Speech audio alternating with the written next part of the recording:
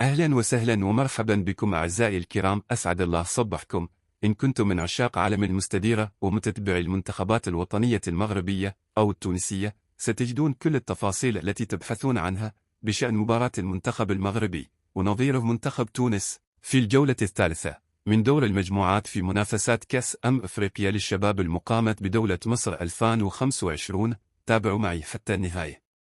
بسم الله الرحمن الرحيم، والصلاة والسلام على أشرف المرسلين محمد النبي الأمين صلوات الله عليه. سيواجه المنتخب المغربي نظيره منتخب تونس في الجولة الثالثة من دور المجموعات في منافسات كأس أفريقيا للشباب 2025، وذلك يوم الأربعاء المقبل 7 ماي 2025 في حدود الساعة 3 عصرا بتوقيت جرينتش، 4 بتوقيت المغرب، الجزائر وتونس. ومن المنتظر أن تنقل هذه المباراة على قناة بين سورة القطرية رقم 6. ودمتم بخير وعلى خير، والسلام عليكم ورحمة الله.